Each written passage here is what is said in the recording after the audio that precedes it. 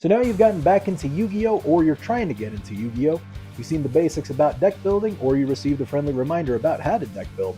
Now the big question is, what deck should I play? To get right back into it, here are 5 decks that I personally recommend. Dark Magician in Master Duel.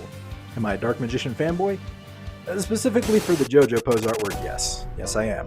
The deck is also very user-friendly as you get to learn how to search through the deck based on what you have in hand, and also learn when to activate your cards based on the current chain. The purpose of using the deck is to learn how to special summon from the graveyard, as this will be a common strategy for most decks. It'll also help you familiarize yourself with using the extra deck, since Dark Magician is very flexible with the usage of fusions, synchros, Xyzs, or links. It teaches you the importance of once per turn effects and when to use them. The deck is also very cheap, as 3 of them will cost you 1500 gems in Master Duel. For reference, you earn 1000 gems when you complete the tutorial, and having 2 copies of cards is a good start while you farm the remaining 500 gems. Alternatively, you can buy the singles to build the deck, but be aware that this will cost you around $200 to $250. Crusadia-Dogma. This deck is a personal favorite of mine. This deck will teach you how to link climb while also introducing you to something Yu-Gi-Oh! Fans love about the cards: the lore. Crusadia is part of the World Legacy storyline, while Dogmatica is part of the Abyss or Fallen Valdaz story. This deck has a simple link climb to go to the 2 main boss monsters in the deck: Crusadia Equimax or Mekk-Knight Crusadia Avramax. The alternate win condition is having Dogmatica Nexus, a 3200 attack monster, destroy all special summon monsters during the damage step if it battles that turn. The reason this deck works is because the monsters are special summoned to the zones that Link monsters have their arrows point to. Certain Link monsters will search cards that you can then use to help continue your Link climb. Although this sounds complex, this is an introduction to the Link summoning and using the arrows on the cards to get the best use out of them. There's no better way to learn some of the more modern summoning mechanics than diving headfirst into it. Thanks to new reprints, you can search singles of these cards on a site like TCG Player.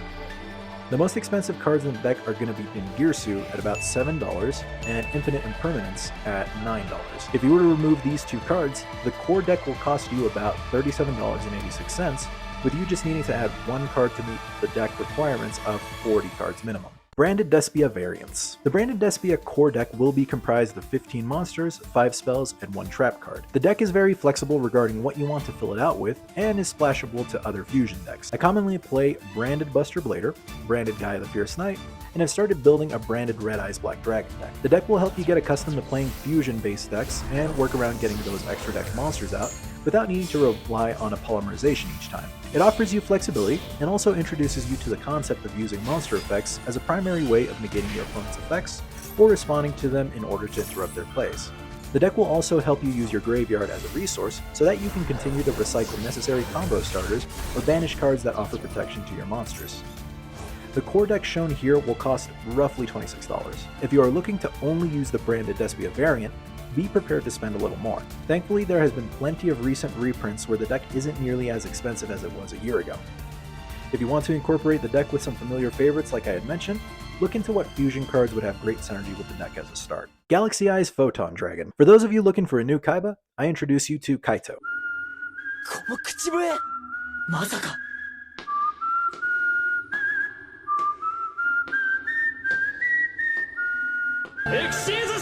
This anime deck will have you getting used to the Xyz mechanic using another beloved dragon from the anime. The idea is to use the 4-star monsters to overlay for Xyz support to bring out your Galaxy Eyes Photon Dragon. Other uses are to bring the 8-star monsters like Galaxy Knight, Galaxy Eyes Afterglow Dragon, and Galaxy Eyes proper to bring out the hard hitters from the extra deck and go for game with a 1-turn kill. The downside to this deck is that it does brick fairly often. For those of you who don't know what that means, brick refers to having a hand that doesn't allow you to play many cards, or even play in general. The reason why I enjoy this deck is due to the flexibility of the Xyz monsters that you can add. Most commonly, you will see decks that want to go for the OTK, but because of the deck being a glass cannon, I've added different monsters that can offer quick effect negates to help protect my monsters on board. The deck isn't as expensive as it used to be, but certain cards will be more on the expensive side as far as the Xyz monsters are concerned. The core deck will cost around $32 and can be more expensive if you add cards like Star Liege Lord Galaxian and number 90 Galaxy Eyes Photon Lord. So the honorable mention goes to any Pendulum deck. Honestly, I have not played any Pendulum. I'm pretty sure I'm offending Triff Gaming. Pendulum's the best deck. Biceps. If there's anyone that piqued my interest, I would say maybe Draco Slayers, and it's for two reasons.